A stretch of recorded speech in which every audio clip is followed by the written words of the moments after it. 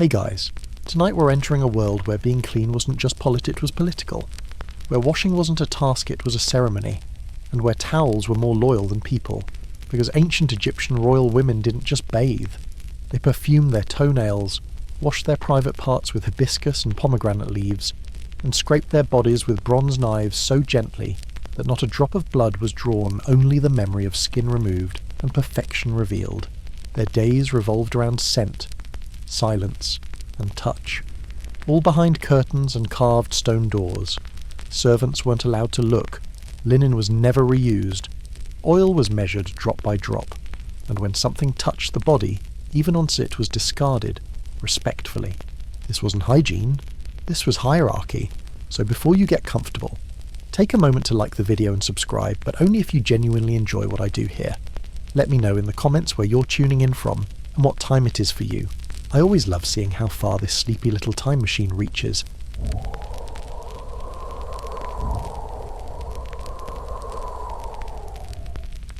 Now dim the lights, maybe turn on a fan for that soft background hum, because tonight we're not here to watch a queen rule, we're here to watch her get ready. And if you thought medieval queens dipping their hands in cold shared basins sounded undignified, wait until you see how Egyptian queens began the day, with warm water, lotus petals, and silence so heavy it had its own gravity. This is boring before sleep. You're not a person. You are a towel. Not just any towel, of course. You are white, unblemished. Fine linen spun from flax that grew beside the Nile, harvested by hand before sunrise, soaked in moonlit water, then pounded smooth by women who sang rhythmically as they worked. You don't remember any of that? Of course. Towels don't carry memory. They carry expectation. You do not speak, you do not resist, but you are permitted something even more sacred. You are allowed to touch the queen's skin. That is your entire reason for existing. This morning, like every morning, you wait folded, still warm from the sun, tucked into a stone chest lined with cedar shavings and dried mint. You don't wrinkle. You don't smell. You don't ask questions. A servant lifts you without letting her bare fingers touch you. She uses another cloth, older than you, to hold your edges. You're not allowed to be contaminated, not even by those who serve the woman you will soon touch. You're unfolded in silence, not all at once, but layer by layer, a slow unwrapping, as if revealing a sacred object. You're not used casually. You're assigned, selected. Your job is specific, the right hand.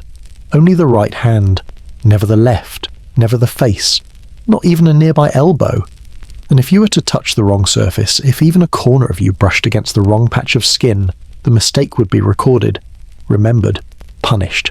Not with a shout, not with a strike, but with a shifting of eyebrows, a sideways glance, and worst of all, removal from service, retirement, relegation to floor duty. That fate is for the towels that begin to fade, the ones whose whiteness dims from brilliant snow to mere cream. They are still clean, still soft, but no longer pure. And in the palace, purity is not subjective. It's visible, measurable, hierarchized. This is the quiet cruelty of royalty. You feel your purpose before you even touch her. The air in the chamber is heavy with jasmine oil. Her body sits upright in the bed, unmoving. She doesn't look at you. She doesn't need to. She knows you're there, just as she knows everything else is in place. The room is carved from limestone, lit only by early morning light seeping through decorative slats in the wall. The light doesn't warm the room, it just confirms that time has started again. A servant raises you toward her hand. The fingers are outstretched but relaxed. She doesn't command. Her body expects. You begin at the tips. You are guided over her index finger, gently, with a precision that feels both medical and maternal. Then the middle finger. Then the ring, each motion deliberate, unhurried. The linen between you and her skin is the only barrier between living flesh and the idea of perfection. No one speaks. The servant holding you breathes through her nose. Her hands are steady. She has done this every day for years, and yet she still treats each motion as if it were the first to the last. You reach the palm. You glide slowly across it, absorbing nothing visible. There is no dirt, no blood, no moisture. But there is always something invisible to remove the remnants of sleep, the scent of yesterday's air, the friction of being alive. Then comes the wrist. You feel the bones beneath the skin, the slight warmth of blood still circulating. But no pulse quickens, nothing trembles. She remains still. You're then folded mid-task, not fully, but just enough that only a fresh surface touches her again. No part of you is ever allowed to do double duty. Cleanliness is not just about being clean, it is about the performance of precision. You don't clean her, you confirm her status. When your side has done its part, you're rotated, folded again, and returned to the chest. Not discarded, not thrown, simply stored. But you know this routine will end you eventually. All towels have a lifespan, and yours is dictated by the brightness of your body, not your strength, not your softness, only your whiteness. Later, someone will count you. They always do. After every wash, every drying, every use, you'll be soaked in water scented with soapwort, scrubbed against flat stones by patient hands under the sun. You'll dry beneath the heat, stretched smooth and stacked again, if you pass inspection. If you don't, you will not return to this room. You might be used on a bench, on a window, on someone else's feet, not as punishment, as practicality. That is the logic of linen. But for now, you are still sacred, still permitted to brush a woman who cannot be commanded, still trusted to participate in a ritual so deeply ingrained that no one in the room questions it. This is not habit. This is hierarchy. You are not embroidered. You're not coloured. You're not scented. You're plain, white, soft, single-purposed, and that is enough. Because in this palace, being allowed to touch even for a moment, the body of a woman who sleeps beneath carved stone and breathes the same air as gods is the highest honour a piece of cloth can know. You're a towel, and tomorrow, if you're lucky, you'll be chosen again. Ready to proceed with part 3, or would you like an alternative version of this in a colder tone? More analytical or poetic, let me know. The first wash never began with sound. It began with absence. The absence of commands, the absence of movement, the absence of urgency. In a palace filled with carved columns and secret corridors, silence was not the gap between events. It was the first event. At this hour, the air still carried the coolness of night. The stone floor beneath the feet of the servants was colder than water, but no one walked in haste. Their bare soles moved in a practiced rhythm heel, toe, pause, not out of fear, out of reverence. In their hands, they carried 2 bowls. The bowls were not large, not shallow. They were perfectly balanced ceramic vessels, polished smooth, filled with water that had been drawn the day before and infused with lotus petals. The petals floated like soft punctuation, there for scent, yes, but also for beauty. In this place, beauty was not an afterthought, it was regulation. The water inside was not cold, not warm. It had been allowed to settle overnight in a stone cistern, to breathe, to forget the clay it came from. It was simply ready. The servants entered the chamber without knocking. No one ever knocked. The woman in the bed did not stir. She was already half awake, lying still beneath her linen coverlet. Her eyes remained closed, not because she was asleep, but because she did not need to open them. The process would begin without her permission. That, too, was power. She sat up slowly, not because she was lazy, but because the day did not require speed. Her arms slid free from the sheet, her hands emerged, pale against the low light. Then came the towel. It had been soaked overnight in jasmine oil and wrung dry until it was just damp enough to leave no droplets. A towel made of fine linen, folded in 3s, always 3s, once lengthwise, once across, then again into a soft rectangle. The person who folded it knew better than to question why. The fold dictated which surface touched which part of the body. That, too, was protocol. A servant stepped forward, hands gloved in cloth. She did not touch the towel directly. Not yet. She lifted the towel from a warmed tray. The scent of jasmine drifted into the air, sweet, clean, not overpowering, never overpowering. The oil had been measured drop by drop the night before. Never too strong, never wasted. Everything in this room was just enough. The woman extended her right hand. The servant began. She wiped one finger at a time, starting with the tip of the index finger.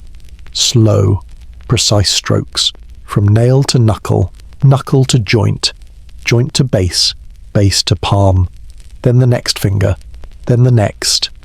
Each touch was gentle, but exact. There was no improvisation, no flair. This wasn't art, this was maintenance. This was the quiet grammar of control. When the hand was done, the towel was folded again, exposing a clean surface. Then came the left hand. Same order, same speed, same silence. No one spoke. No one ever spoke during the first wash. After both hands were finished, a second towel was brought. This one was dry, its only purpose to absorb remaining moisture. It did not scrub. It did not pat. It simply touched and withdrew, touched and withdrew. Soft and warm, just like the hands that wiped with it. The towels were never reused, even if clean, even if barely damp. Once they had touched the body, their purpose was finished. That was the rule. The towels would be placed immediately in a separate basket, not the regular one. This basket was lined with thick linen and removed within minutes. Another team of servants would take over from there, washing the towels outdoors with soapwort, scrubbing them gently on polished stones, laying them under the sun to dry. Even in linen, hierarchy mattered. Each towel had a role. Each role had a rule. Each rule had a watcher. A mistake, a wrong fold.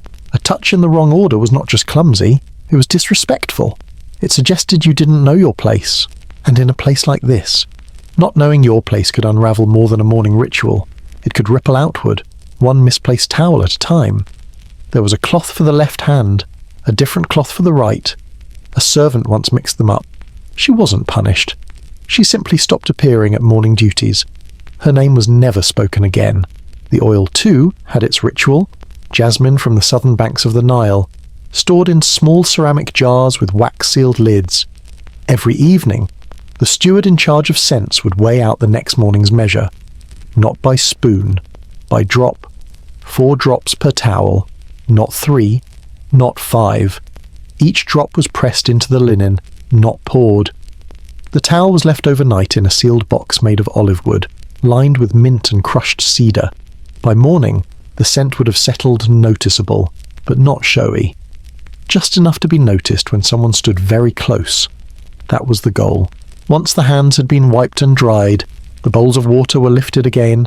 They were not emptied into the drain. They were carried out into the eastern garden and poured over the base of a pomegranate shrub. Always the same shrub. No one remembered why. Perhaps it had started as a superstition, or a symbolic gesture, or perhaps it was just another rule older than memory, too deep to question. The bowls were not reused, the water was not recycled. Clean touched clean, used did not touch new. Nothing touched the body more than once. The morning light had shifted slightly by then. Thin beams slanted through the carved stone slats, casting latticework shadows across the floor. The queen had not spoken. She had not moved since offering her hands. She didn't speak. She didn't need to. That, too, was the difference between habit and hierarchy. And so the day began. Not with trumpets, not with breakfast, but with 2 towels, 10 fingers, and a silence that didn't demand obedience, it expected it. She does not speak. She never has to.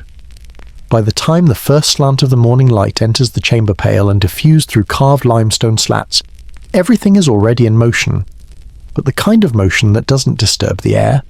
Only the observant would notice the slight shift of fabric, the precise angle of a servant's wrist, the way the bowls of water are rotated before removal.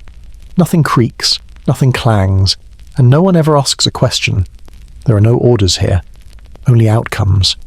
In this palace, silence is not passive. It is engineered. It is taught. It is enforced not with lashes, but with expectation. Power, when absolute, no longer needs to announce itself. She sits upright, still in bed, hair covered in a linen scarf that does not move since last night. Her eyes are half open, though whether she's watching or simply existing is impossible to tell. Her gaze doesn't command. It confirms. Everything that must be done is already being done. The women around her do not speak to one another. They do not whisper. Even their breathing seems to fall into a rhythm aligned with the room's geometry, a sort of spatial choreography, perfected over years of repetition. No signals are needed. No hesitation permitted. The first servant steps back, her job complete. Another approaches. She holds a stone tray covered in a cloth the colour of dried papyrus. Beneath it the new robe. Not yesterday's, not tomorrow's. Today, fresh, pressed, folded so tightly it seems solid. She holds it as if it were a scroll of sacred text. The cloth between her hand and the robe serves one purpose, to ensure that not even the warmth of her skin contaminates the fabric before it graces royal shoulders. She does not need to be told when to offer it. She waits for the slight inclination of the queen's head, barely a movement. A muscle's suggestion. That's enough. Another servant steps in behind her. She's tasked only with retrieving the old robe. The removal must happen simultaneously, and garment replaces the other like the turning of a page. No moment exists when the queen is exposed, not even to the walls. The discarded robe is folded the moment it is off her body, not after, not later. There is no pile of laundry in this palace. Nothing rests out of place, nothing pauses.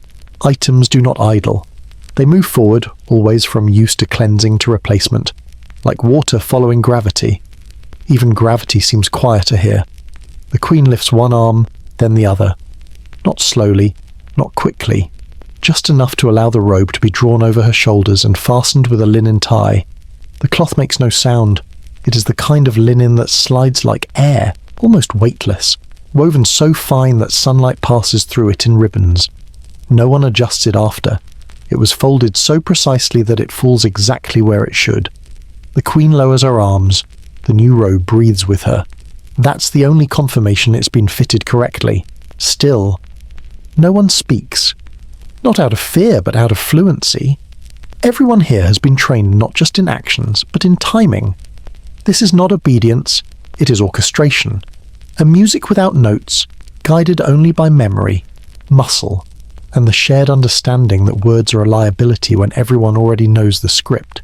Speech, after all, suggests improvisation, and in this palace, nothing is improvised. The woman with the comb steps forward. She does not look directly at the queen. She lowers her head, waits a moment, then walks around to stand behind her. She lifts the scarf covering the queen's hair, not quickly, not reverently, just correctly. There is a pause. The queen remains still. The servant lifts the comb. It is carved from ivory, with a handle smoothed by years of careful use. It does not glint in the light, it absorbs it. The comb was her mother's, and her mother's before that. It is not symbolic. It is not decorative. It is the only comb ever used here. The servant dips it in a small dish of oil lotus and sandalwood. Just a drop or two, spread carefully along the teeth using the tip of a finger. Then, without announcement, the brushing begins. Each stroke is long, each movement unhurried. The room does not react, and still, no one speaks. If someone new entered the chamber now, they might think this silence is fragile, that it might break if someone sneezed or sighed or dropped a bowl. They would be wrong. This silence is armoured. It is not delicate. It is discipline. The queen does not need to say that the oil smells slightly different today, more sandalwood than usual. Perhaps. She will not mention it. She does not need to. But someone will notice, and someone will answer for it. That is how it works. The brushing continues, from tips to roots, from roots to nape. Her hair is never tugged, never rushed. There is no clock in this room, no measure of time except the growing warmth of sunlight against the lattice stone, and the change in shadow as the morning unfurls. It is the only thing that shifts. Everything else remains exactly as it was yesterday, and the day before, and the month before that. Only the light dares change. Eventually the scarf will return. Her hair will be rewrapped. A thin film of oil will linger on the comb. It will be wiped clean, placed back on its stone tray, and covered once more. But not yet. There is still brushing to finish, still silence to hold, still a room where no one speaks first because no one needs to. Because here, in this chamber carved from stone, built to last longer than memory, power does not roar. It whispers nothing, and that is enough. Let me know if you'd like to continue with Part 5, the hair ritual, ivory and memory, or if you'd prefer to polish this section further. The slow, repetitive rhythm of royalty, where even brushing hair is not vanity, but legacy. The comb is old. Older than most of the women who have ever used it. Older, perhaps, than the habit itself. Its ivory has yellowed slightly with age, but the edges are still smooth, worn down not by time, but by touch. This comb has never fallen to the floor. It has never been dropped, never left uncovered, never touched the wrong oil, and if it had, it would not be here. The woman who holds it today was not the first. She was trained by the one before her, taught how to cradle the comb, how to dip it just enough, how to spread the oil evenly between the teeth using only a fingertip. Not too much, never too much. 2 drops of oil lotus and sandalwood. Lotus for calm, sandalwood for memory. No instructions are spoken aloud. Not anymore. There's no need. The method is older than memory and smoother than speech. The comb is dipped. The hair is unwrapped. The strokes begin. From the ends, always the ends are slowly, gently upward. Never rushed, never tugged. The hair is long, dark, slightly curled from sleep but not tangled. It is kept wrapped precisely to avoid such disorder. This is not a grooming session. This is ritual, and not a public ritual. Not a ritual for show. This is not temple, nor court, nor procession. This is private, intimate, half awake. A ceremony performed in a room where no one raises their voice, no one shifts their weight, and no one pretends to be important. The queen sits still. Her eyes do not close fully, but neither are they open. They remain in that soft in-between place where the day hasn't quite arrived. Her spine is straight. Her hands rest in her lap. Her breath is slow, as if syncing with the rhythm of the comb. In, brush, out, brush. She doesn't glance at the servant behind her. She doesn't have to. She knows exactly who it is by the steadiness of her hands, the evenness of her strokes, the pause between passes. Some maids rush. This one does not. This one understands what the comb means. It is not merely a tool, it is an inheritance. The ivory was carved long before either of them were born. The handle is etched with flowers that no longer grow in the royal gardens. The teeth are so evenly spaced they make no sound against the strands, not even a whisper. Hair that resists is not pulled, it is paused over, gently guided, coaxed. There are no snarls this morning, only the soft resistance of natural texture. But even that is respected. No force is applied, no shortcut taken. The hair accepts the comb. The queen accepts the moment. She does not speak. She does not give thanks. There is no thank you in this chamber. Only completion, only rhythm, only the sound of breath and brush, breath and brush. Each stroke releases something invisible. The weight of sleep, the echo of yesterday's thoughts, the memory of what was said the last time this comb passed through these strands. The comb has heard things. The comb remembers. It has touched tears, though not lately. It has moved through hair that had been perfumed for funerals. It has glided over braids made for weddings. It has felt the change of seasons, the shifts in politics, the slow, invisible bruises of aging. And yet the motion has always stayed the same, from ends to root, from root to crown, down the back, across the nape, behind the ears, around the curve of the skull where the pressure of sleep leaves hair flat and disobedient. Nothing is rushed. There is no schedule here. No bell rings to signal the next step. The queen will rise only when the last stroke is done, not a moment before. And even then, she will wait until the comb has been cleaned, the scarf laid out, and the oil has settled on the scalp like dew on stone. This entire process can take 10 minutes, or it can take 30. Time is not the ruler here. The comb is, and the comb does not measure time. It measures stillness. The servant continues, her own breath slowing to match the queen's. She has brushed this hair before, many times, and yet it is never the same. Some mornings the hair is more stubborn. Some mornings it falls more easily. Some mornings there is a slight tremble in the shoulder blades, a signal of unrest. Not today. Today, the queen is calm. Today, the hair flows like riverweed in quiet water. A scarf is prepared folded the night before into a perfect triangle, pressed flat with a smooth stone. It waits on a tray beside a pin made from polished wood. When the last stroke of the comb is complete, the servant does not announce it. She simply moves. She lifts the scarf. She drapes it over the crown of the head. She ties it gently at the nape, tucks the edges into the folds of the queen's robe. The comb is wiped clean with a cloth of woven flax. Not linen flax. Softer, less abrasive. The teeth are dried one by one, the handle is polished. Then it is returned to its place on the tray and covered with a square of white linen that has been scented with mint. The scarf will stay in place for now. The hair is not styled yet. That comes later. This moment was not about appearance, not about presentation. It was about presence. This was the hour where she became herself again, where skin met linen, where oil met ivory, where silence met memory, one stroke at a time. She doesn't need to speak. Her scent speaks for her. Not loudly, not urgently, not in a way that announces itself as perfume does today, desperate clouds of florals chasing behind footsteps. No, this is the opposite. A quiet claim, a whispered suggestion, a signal meant only for those close enough to deserve it. The oil arrives in a clay dish no wider than a cupped palm. It is plain, undecorated, warm to the touch. The servant who carries it holds it with both hands, steady, eyes lowered, not out of fear, but out of knowledge. This is the final touch of the inner chamber. It is not ceremony, it is calibration. The queen still sits. Her robe has been changed. Her hands have been dried. Her hair has been combed and wrapped. Her skin carries the weightless sheen of moringa and sesame. But something is missing. Scent, not fragrance. Scent. There's a difference. Fragrance wants to be noticed. Scent wants to be obeyed. The oil inside the dish is a mixture of myrrh and blue lotus, crushed and cured the night before, measured drop by drop, then left to warm beneath the morning sun while the first rituals unfolded. It carries no artificial sweetness. It is not playful. It is not flirty. It is sacred. The scent does not hover in the air.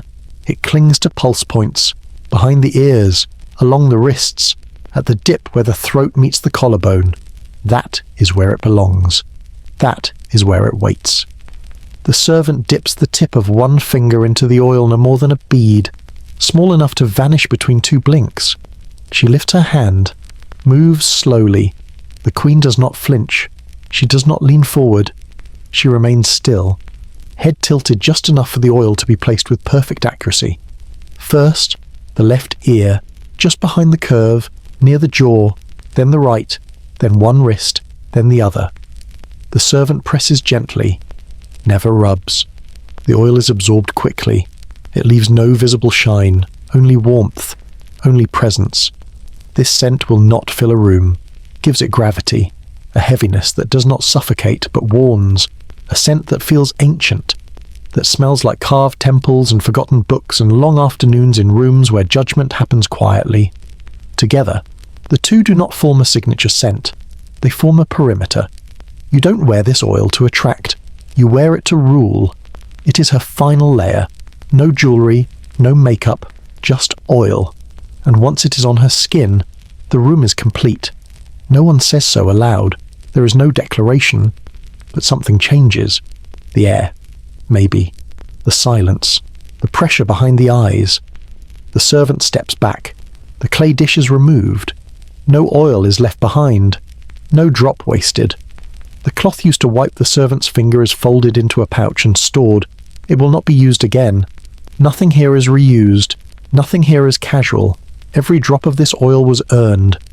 From the harvest to the grindstone to the bottle to the bowl to the fingertip, it has passed through more hands than most people ever shake in a lifetime. And yet, its presence is almost imperceptible. That is its strength. That is her strength. The queen stands now, not fully, just enough to stretch, to shift her weight.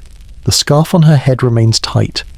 The oil settles into her skin as the last beams of early light begin to fade, giving way to the golden tone of mid-morning.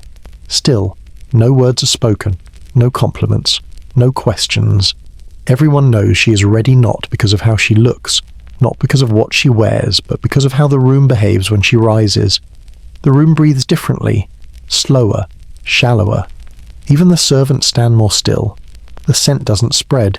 It doesn't need to. It radiates from her nor outward, but inward, as if her very presence has been outlined, defined, polished. She has become a closed shape, complete, untouchable, unmistakable. Some queens ruled with armies. This one rules with absence, with timing, with oil. You do not forget the scent of her wrist once you've smelled it. You do not forget the moment it reached your nose. You do not speak of it later, not because you're sworn to secrecy, but because you'd sound mad trying to describe it. It was just oil, just a drop, just enough. But it was there. And now, so is she. The bath was never rushed. It was not a moment to clean. It was a space to become. And before she even entered it, the room itself had already begun to shift. The chamber was not large. It did not need to be. What mattered was what it held and what it did not allow in. No noise, no questions, no audience, only water, stone, and time. She stepped through the threshold slowly, barefoot on the cool limestone, one palm trailing the edge of the carved doorway not to steady herself, but to acknowledge the transition. A quiet nod to the goddess who watched from the far wall. Isis. Her wings were etched into the bath's perimeter, spread wide, almost protectively, across the rim of the tub. Her face was calm, not smiling, not stern, something in between. The kind of serenity that only comes from being both feared and needed. This was not decoration. This was not art. This was invocation. The tub itself had been carved from a single block of white limestone, smooth as polished shell, cool to the touch even in the height of summer. Its shape was deliberate, shallow enough to sit, sloped enough to rest, deep enough to receive. A ledge had been built into the far side, sculpted to match the curve of a woman's back. The queen would lean there soon, but not yet. The water was already inside, but not just any water. It had not been drawn from a well that morning. No servant had lowered a bucket into the dark and pulled up the day's cleansing. This water had been collected the night before, stored in ceramic vessels painted with lotus and reed, capped with wax, and left to sleep in the shadow of the palace wall. Water that sleeps becomes different, not in its molecules, but in its mood. It softens, it settles, it absorbs the quiet of the night and carries it forward. Before sunrise, 2 women had entered this chamber to pour the sleeping water into the bath. It was warmed by stones heated, not by fire, but by slow embers, long burning, fed with cedar. The water had not been boiled. It was not meant to scald or sting. It was meant to welcome. A 3rd servant had added ingredients: lotus oil, a spoon of honey, crushed mint, thin slices of dried papyrus root, each one stirred in slowly, using a paddle carved from olive wood. The scent was balanced. Lotus gave it sweetness, but not indulgence. Honey made it heavy, almost tactile.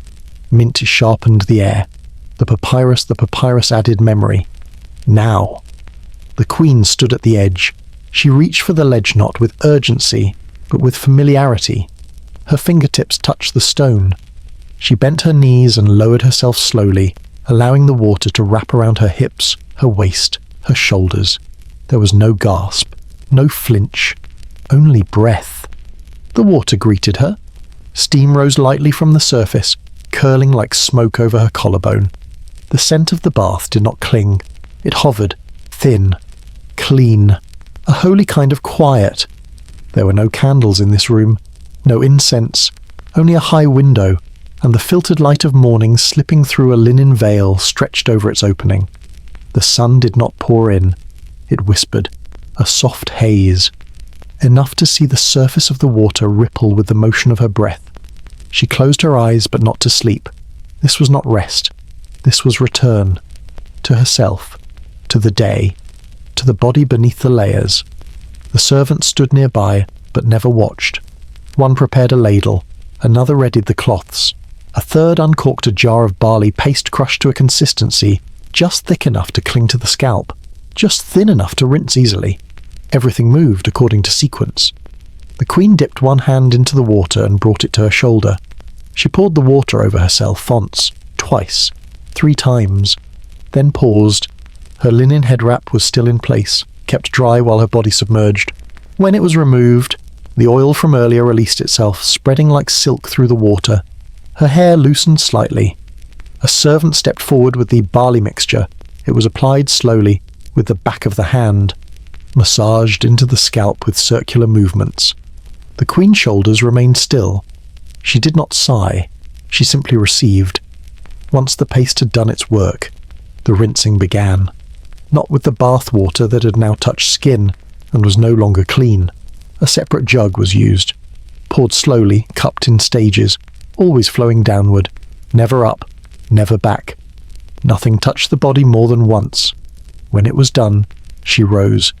The water dripped from her elbows, her knees, her spine. A cloth-warmed, soft weighting was draped over her shoulders. Not to dry, but to absorb. It was never rubbed, only pressed, gently, like closing a door.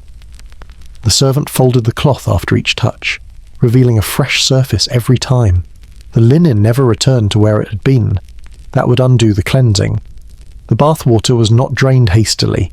It was drawn out using a clay siphon, guided through a channel carved into the floor, past the garden wall, and into a trench lined with smooth black stones. Even dirty water had a destination. Even departure was designed. When she stepped out of the bath, her body was not scented. It was not scrubbed raw. It was not made new. It was made known. To herself. To the goddess carved into the stone. To the air. This was not bathing, and this was witnessing. And Isis watched. Not to judge. Not to bless. Just to remember. Because everything in this palace, the robes, the towels, the oil, the water could be replaced. But this moment, this stillness, this ritual of flesh meeting water, while silence held the roof in place, this could not be remade.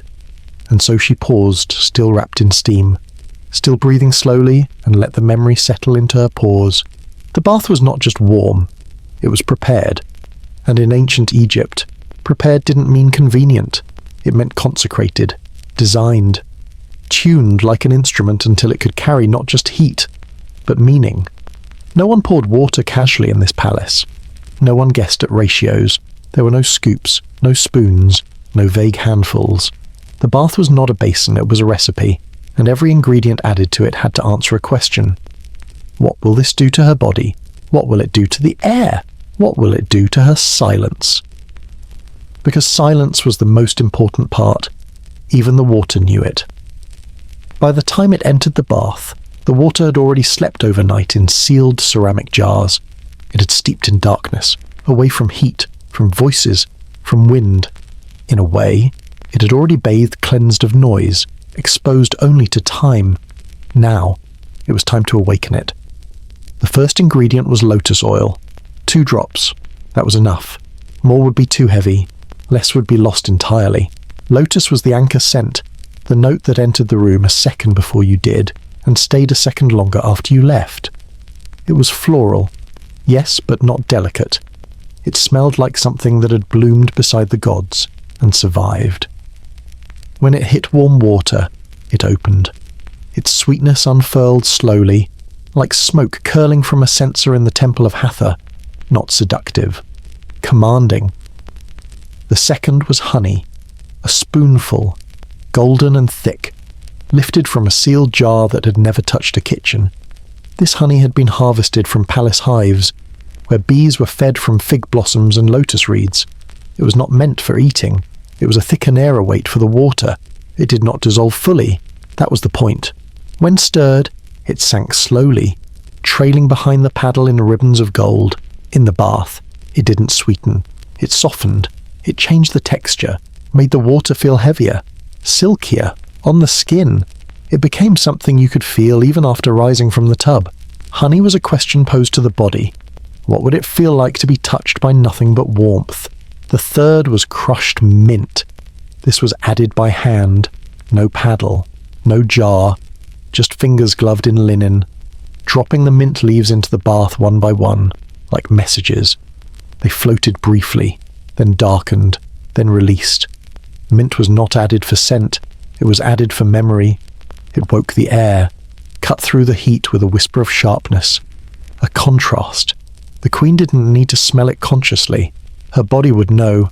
Her lungs would stretch just a little more. Her scalp would feel the shift. Her eyes, still closed, would twitch at the corner. Mint didn't comfort. It alerted. It reminded her, "You're awake. You are here. You are beginning." The fourth ingredient was papyrus root, sliced thin and dried under moonlight. It had no scent worth naming, but it had weight, Papyrus grounded the water, kept it from becoming a perfume bowl.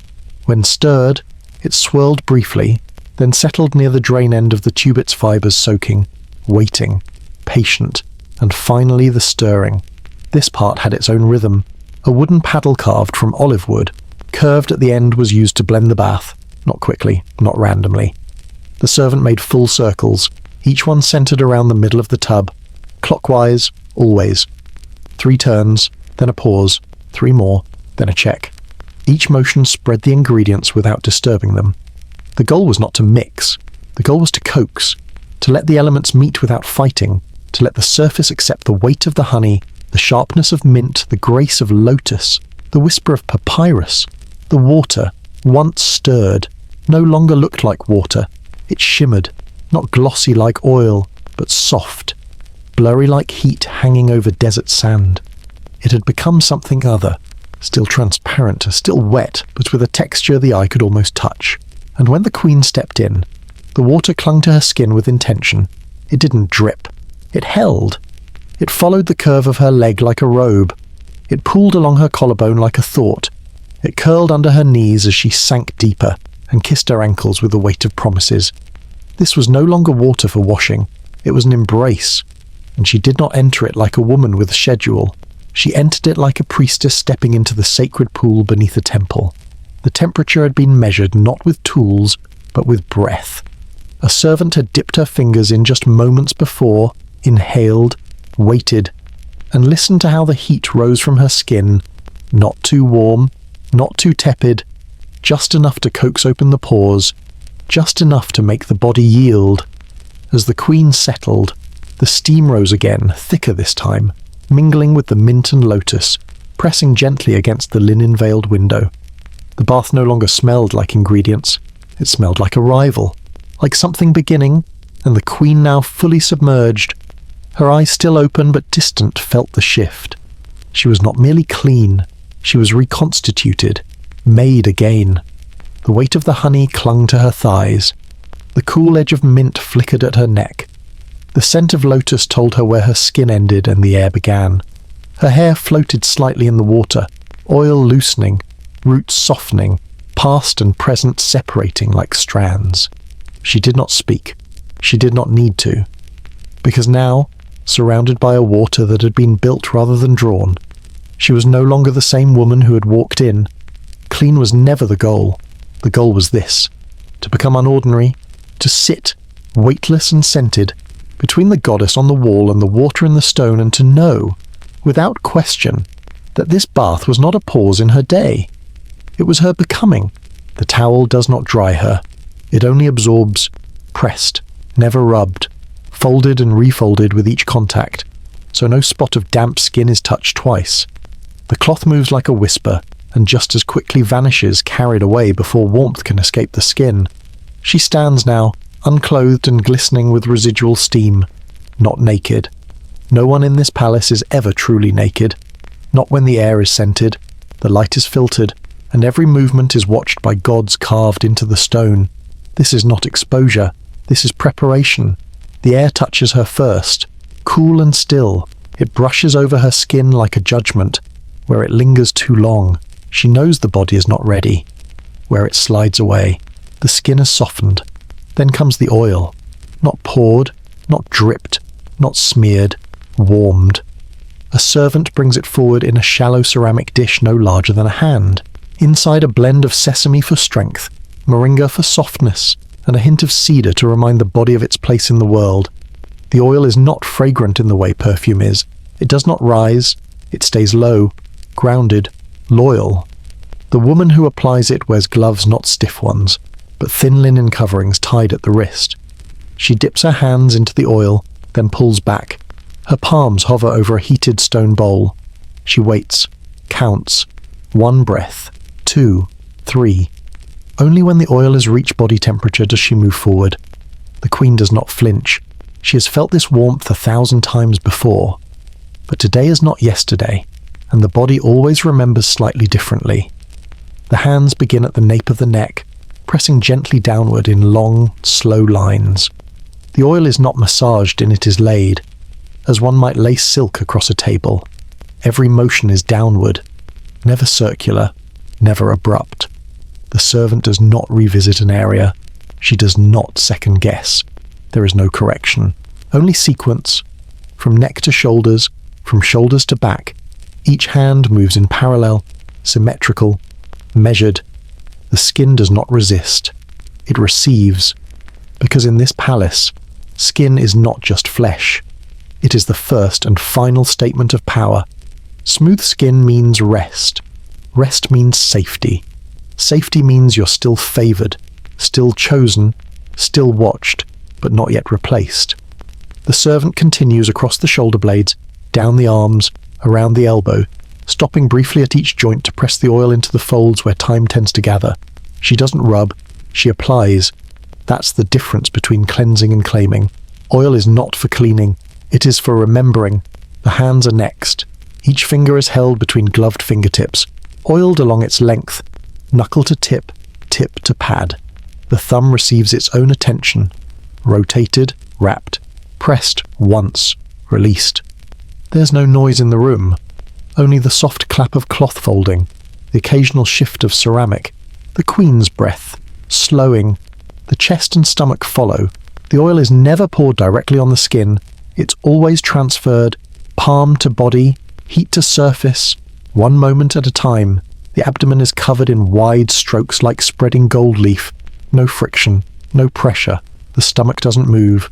The ribs stay still. The body trusts the ritual, even if the mind wanders. Then the legs, thighs, knees, calves. Each section has its own path. Oil is applied with gravity in mind, always downward, never back up, never hesitating. The kneecaps are covered with the edge of the palm, the curves traced like a map. And then, finally, the feet. If there is royalty in this room, it lives in the order of the toes. Each toe is addressed by name, not aloud, but in the order known by every servant trained for this task. The big toe first, then the second, then the third, the pinky toe last. Even the nail beds are oiled. Even the cuticles are acknowledged. The heel receives extra attention not because it is dry, but because it carries the weight of walking. Even a queen, after all, must cross rooms. She may never leave the palace, but the palace is vast, and she is required to glide. Gliding requires heels that do not crack. The soles of her feet are coated with a slower hand, the oil pressed in as though sealing parchment. A second servant steps forward, blotting excess oil with soft cloths before it can stain the floor or the linens she will later wear. This is not pampering. This is maintenance, like polishing marble, like sharpening ivory. This is the kind of care only available to those whose bodies belong not just to themselves, but to the state. The queen remains silent. Her arms hang loosely at her sides. Her eyes stare somewhere past the carved stone column beside her. Not unfocused, not dreaming, just resting in the middle space where body and self meet, oily and warm, defined but unburdened. When the final patch of skin is oiled, there is no fanfare, no bow, no verbal signal. The servant steps back, the cloths are gathered, the dish of oil is covered, and the queen remains standing for 1 full minute. Not because anyone tells her to, but because the oil has not yet decided where it wants to stay. The air cools slightly. The scent lingers, subtle and clean. The queen breathes, and now her body is no longer simply prepared. It is protected, wrapped not in cloth, not yet, but in intention, in heat, in slowness, in the knowledge that her skin now shines for no one's gaze but her own. And still, not a single stroke has been rubbed, only placed, only pressed. Because in this world, even friction is a kind of failure. She's not sick, but someone might think she is. And in this palace, that's enough to start a problem. You don't need to cough. You don't need to faint. You don't even need to speak strangely.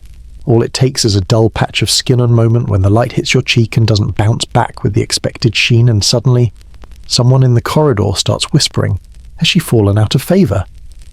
She looked dry, not tired, not pale, not worried, which would imply something human. Just dry. And that, here, is unacceptable. Because in the court of Egypt's royal women, moisture is a political statement. To shine is to say, I am still chosen. To glisten is to say, I am still protected. To be luminous without looking oiled is to announce without words that your place has not been questioned, your role not revoked, your body still functioning as it should, a symbol, not a symptom. Dryness, on the other hand, whispers betrayal. It suggests absence, disruption, weakness. A dry elbow means the maidservants didn't pay attention. A dry knee means the oiling was rushed. A dry shoulder blade, especially the left one, that's the one the queen turns when speaking to the high priest well. That means something's very wrong indeed, and no one ever says it. They don't need to. They just look, because here, everyone looks at skin first, before they bow, before they compliment, before they listen. The eyes drop down the cheek, follow the line of the arm, glance quick but precise, at the texture of the wrist. Is it reflecting enough light? Is the sheen too slick, too dull? Is the softness visible or just rehearsed? This is not vanity. This is vigilance. When the queen enters a ceremony, she's not inspected by guards. She's inspected by glances, and every woman in the room knows it. That's why the oil isn't just applied, it's monitored. Throughout the day, servants watch for signs of evaporation. The palace air is dry. The desert heat is patient. The skin of royalty must resist both not naturally, but deliberately, which is why oil is reapplied mid-morning, and sometimes again before lunch. Not to please the senses, to maintain the illusion, because the body cannot afford to look like it's fighting gravity. If it does, people assume other things are falling as well: favour, fertility, mental clarity. And once those rumours start, you can moisturise all you like. The damage is already done. In other palaces, signs of illness include fever or fatigue. Here, it's a cuticle. A single cracked cuticle, noticed by the wrong person, can become the hinge for an entire whispered theory. It starts with one observation. Her hands were dry when she received the delegation. Then it grows legs. She must not have bathed this morning. Then wings. She may have missed yesterday too. And finally, perhaps her maidservants have stopped tending to her. That only happens when, well, you know, everyone knows, so no one asks. And no one is ever officially accused. They just fade. It starts with fewer invitations, then smaller rooms, then colder greetings. The queen has seen it happen. She's watched it happen. Which is why she does not allow a single layer of oil to go unattended. Which is why making her skin glisten is not skincare. It's defense, not against disease, but against perception. Even now, as the morning ritual winds down, one of the older servants leans in with a linen cloth not to wipe, but to check. Her eyes sweep over the collarbone, the backs of the arms, the tops of the feet. If the light catches wrong, she has a second dish of oil nearby. It's a different blend, thicker, designed to sink fast, fix flaws, create the illusion of consistency. It's used rarely, only in emergencies. Today, it stays sealed. The skin is perfect. She won't need the rescue blend, but the servant will carry it anyway, because moisture, in this world, is insurance. It is what stands between a royal woman and the slow political rot of irrelevance. No one would say that aloud. Of course. They would just notice that she's begun to wear longer sleeves, that her wrists are no longer exposed, that perhaps she no longer bathes in the eastern chamber, but in the small one behind the kitchen courtyard. The whispers would follow, she's still beautiful. Of course. Of course. But she used to glow, and that's how it begins. Not with a fall, with a fade, which is why the queen takes her time, which is why the oil is warmed properly, the pressure always downward, the cloth's always folded fresh, which is why her heel is as smooth as her wrist, and her ankles could pass for her forehead. Because skin, for her, is not organ, not tissue, not even sensual. It's symbol, it's proof that she is not unraveling, that she's still held together by ritual, routine, and silence. She does not expect praise for it. She expects silence. Silence means no one is whispering. Silence means no one is watching too closely. Silence means she has passed inspection. For now. But tomorrow, someone will check again. Because here, a dry patch is never just a dry patch. It is a prelude, a symptom of something not yet spoken, but already seen. And by the time they speak of it, it will already be too late. So she moisturizes, not for beauty, not for softness, but for survival. There is no ceremony for this part, no statues, no goddess carved in the walls, no perfume, just wax, linen, a bronze blade curved like a secret. After the bath, after the drying, after the oil has soaked gently into the skin, the queen enters a smaller room within the bathing chamber. It is cooler here, darker. The light is filtered through lattice stone, and the floor has been chiseled to a slight slope, so that anything spilled water, oil, blood, or wax can be washed away without leaving a trace. There is no talking in this room, no laughter, no comfort, only steps. Steps that have been repeated so many times they no longer require memory, just motion. She sits on a low stone bench covered in folded linen. Her back is straight, her hands rest in her lap. Her face reveals nothing, not boredom, not anticipation, not dread. This is not her first time. It is not even her 1000th. She has done this every day of her adult life. Her body knows what to expect. So does everyone else. A servant steps forward. She does not bow. She does not wait. She unwraps a cloth bundle and places the tools on a treya, small bronze razor, its blade thin and slightly curved, a bowl of warmed beeswax, and a pile of linen strips, each one the same size, each one folded identically. There are no accidents in this process, not even in cloth. The wax has been heated to the exact temperature where it flows without burning. It glows faintly in the bowl golden, dense, alive. The linen is fresh, softened in water infused with fig leaf and dried under the sun. It has no scent. Scent is for gods. This is for the human body. This is for the parts no one is meant to notice until they are wrong. The process begins with the arms. A warm cloth is placed along the forearm first to open the pores. The queen doesn't flinch. The cloth is removed. The servant dips a wooden stick into the wax and spreads a thin layer across a section of skin just below the elbow. Moving downward, there is no delay. A strip of linen is placed over the wax, pressed flat, then pulled on quick, sharp motion. There is no scream, there is no gasp, only silence, and the quick motion of oil being dabbed onto the raw skin, a mixture of sesame and calendula, meant to calm, to prevent redness, to keep appearances smooth. Then the next section, wax, press, pull, oil, then again, and again. The rhythm becomes almost hypnotic, but it is not gentle. The skin is not bruised, but it is tamed. Each stroke reminds the body that it belongs to something larger, to ritual, to legacy, to control. The other arm follows, then the leg scarves first, then knees, then thighs. Every strip is applied in the same direction, every pull is exact, the skin is held taut, the cloth never reused, the wax, once applied, never reheated. Nothing touches the same skin twice, nothing guesses, there is no improvisation. Because in this palace, even the parts of the body hidden beneath silk must be regulated. Even what no one sees must be perfected.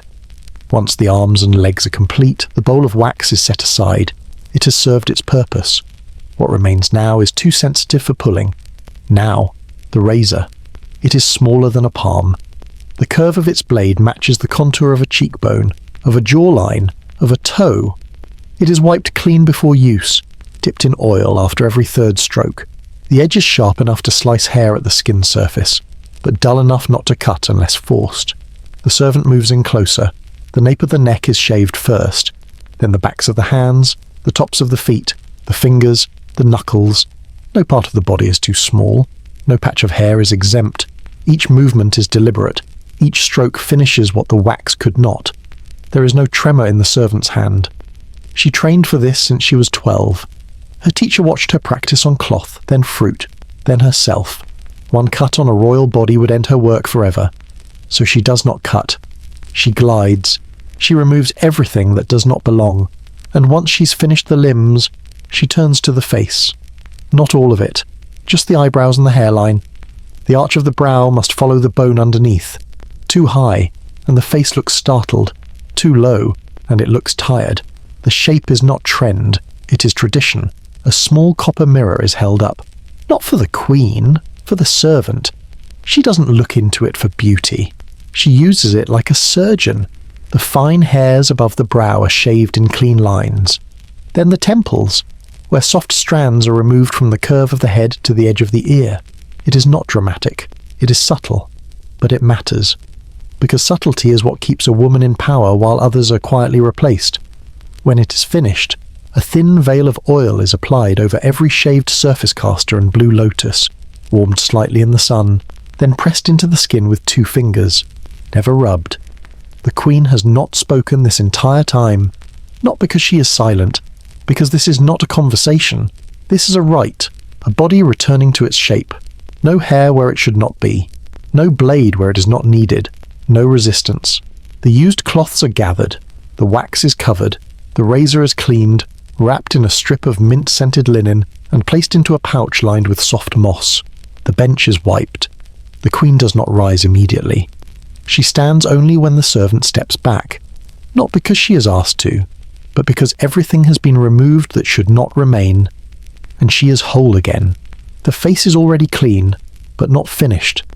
Cleanliness is just the foundation. This next part, the eyebrows, the temples is not hygiene, it's not beauty, either. It is geometry, it is power, because in this palace, your face is your public architecture. And the arch of a royal woman's brow carries more weight than any sentence shall speak that day. The queen sits still. Not stiff, never stiff, but motionless in the way only someone profoundly accustomed to being touched without flinching can be. Her head is cradled lightly in the hands of the woman behind her. A second servant steps forward, holding a copper mirror no larger than a palm. It reflects only what matters: the eyes, the brow line, the curve above the cheek. There are no tweezers. Only a tiny, curved bronze blade, no longer than a finger, sharpened until it hums against the skin. The servant inhales once, then begins. She does not shave blindly. She maps. Each stroke must match the natural line of the bone, not too high, or the queen looks surprised, not too flat, or she looks weak. The shape must suggest confidence, calm, inevitability. This is not about appearance, it's about assurance. A sharp brow in court doesn't just shape the face. It ends debates, silences interruptions, draws glances without needing words. And if that arch falters, if it's too sharp, too short, uneven people notice. They always notice. They won't say anything directly, of course.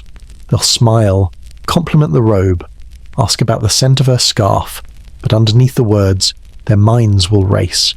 She looks different today. Who shaped her brow? Has she fallen ill because a woman with power doesn't need to tell you she's strong? She only needs to raise one eyebrow and make you regret asking the question.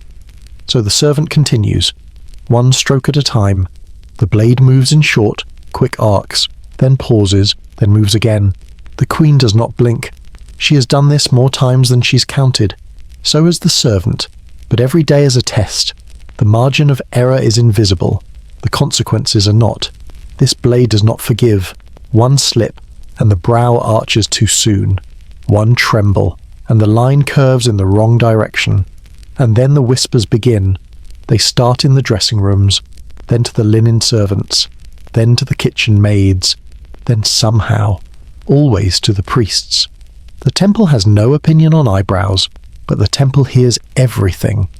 And if the priest of Thoth hears that the queen appeared in court looking unusual, he'll smile politely, then remind her through a letter, always that the gods favour order, symmetry, and clarity.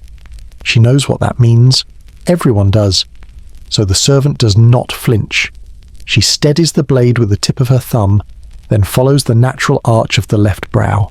She works from the bridge of the nose outward, removing only the soft, fine hairs. The visible ones, the shape-defining ones, are left for last. Each motion ends with oil, a single drop of blue lotus, warmed against the skin, pressed gently to seal the follicle, calm the redness, and add a hint of glow. It is not for scent, it is for certainty. When the left brow is finished, they pause. The queen tilts her head just slightly to check alignment, not in the mirror, in the room. She listens for hesitation. She finds none. The second brow begins. Again, no words are spoken, just skin, breath, motion. Then the temples.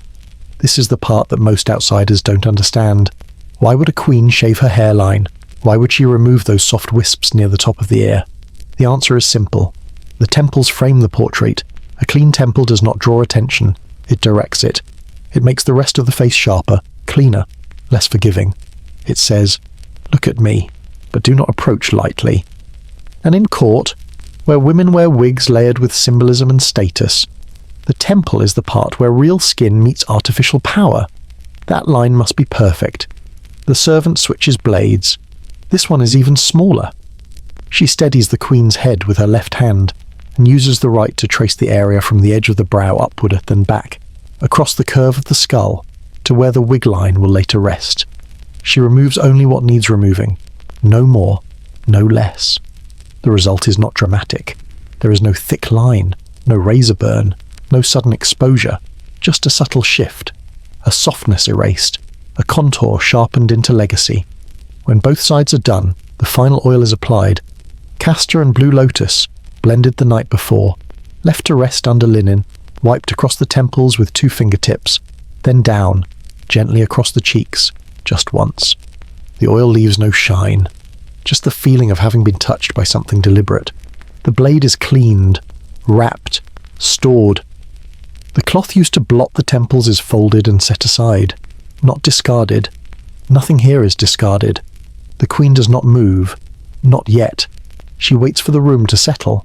She waits for the eyes behind her to withdraw, for the bowl of oil to be removed, for the silence to return to normal, not tight, not expectant, just still. That's how she knows it's done, and tomorrow it will happen again. Because this is not about transformation. This is about holding shape. And in this world, a woman's power is not measured in speeches, but in symmetry. In this palace, towels follow more rules than people. People can be tired. People can forget. People can sigh, hesitate, or misunderstand. But towels cannot. Towels have one job, and they do it perfectly. Because if they don't, they disappear. Each towel is assigned a function. That function never changes. Face, hands, feet, arms, legs, body. The categories are absolute, no overlap. A towel for the hands never touches a shoulder. A towel used for the feet is never in near a brow, not even if it's clean, not even if it was only folded once and hasn't been used yet. Proximity doesn't matter. Intention doesn't matter. Cleanliness doesn't matter. Only purpose matters. Every morning, a chest is opened, not a box. A stone chest, carved into the wall of the bathing room. Inside, stacks of towels, all white, all linen, all folded into thirds, then thirds again, pressed, quiet, almost silent when touched. They are not scented, they are not dyed.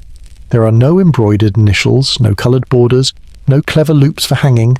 This is not a luxury spa, this is the royal court. And here, whiteness is loyalty. The whiter the towel, the higher the status of the skin it touches. That sounds extreme because it is. But that's how the system works. Whiteness means vigilance. It means that someone, somewhere, spent hours watching over a single piece of cloth, bleaching it with sun, rinsing it in stone basins, laying it flat on ropes tied between palm trunks so the breeze could soften it just enough. No heat, no rush, just patience. And patience is power. Each towel is rotated in a sun cycle, laid out in the east in the morning, flipped in the afternoon, collected at sunset, then inspected not for dirt, but for tone, not how clean, how white. There's a difference. The linen for the queen's body must glow under indirect sunlight. The towel for her face must look untouched. The towel for her wrists must fold without resistance, but still hold its form. Softness and discipline, coexisting in a square of cloth. If a towel loses whiteness, even slightly, it is demoted, not thrown away, just reassigned. It might dry a bench, or wrap a jar, or find itself folded into the back corner of a servant's bundle, but it will never return to the chest, not once the whiteness is gone. There is no redemption for a linen that has faded. Every towel is counted, each morning, each night, not for inventory, for continuity. If one is missing, someone notices. A missing towel doesn't mean theft. It means rupture. It means a servant didn't finish a task. It means a cloth wasn't folded. It means water dried in the wrong place. It means someone wiped something they shouldn't have, or forgot where they placed it, or dared to use it for two things at once. That's not just a mistake. That's a ripple in the system. Because if the towel system fails, what else has slipped? Was oil applied out of order? Did the comb touch an unwashed hand? Did the queen's ankle get covered before her wrist? It sounds absurd until you understand how much power depends on knowing what happened before what. Order is not etiquette. Order is everything. In this world, the towels know more than most people do. They remember the sequence. They enforce it. Each towel is placed where it needs to be, folded how it needs to be, dried for the length of time it must be. If humidity rises, drying is paused. If sunlight wanes, drying is extended, and no towel is folded before it cools. Linen folded warm will hold creases too tightly, and that too would be seen as a lack of control. Because control lives in the smallest crease. Control is quiet. And the Queen's towels are very, very quiet. They never rustle. They never fall. They never wrinkle in the wrong direction. A towel should cooperate with its task. That's the phrase the linen servants use. It's not metaphor, it's policy. Cooperative linen earns longevity. Disobedient linen is rotated out. Once a week, the head of the linen chamber examines every towel by holding it up to the light and watching how it responds. If it glows too easily, it's thin. If it stays matte, it's heavy. If it casts shadow, it's impure. All of that happens before the Queen even sees it. She never touches a towel that hasn't passed judgment. She never feels failure. That's the point. If you are royal, you should not know what poor folding feels like. The hand towel offered to her in the morning is not just soft. It is obedient. It touches only where it should. It absorbs without hesitation. It is folded again before she even moves to reach the next. The servants don't announce when a towel is changed. The towel simply changes, like a well-rehearsed ghost. There is a rhythm to the whole operation, an invisible beat. Wipe, fold, replace, remove, disappear. And while people gossip and sigh and forget and fidget, the towels never do. Towels don't lose focus. Towels don't arrive late. Towels don't complain about how hot the linen chamber was or how tired they were or who said what to whom.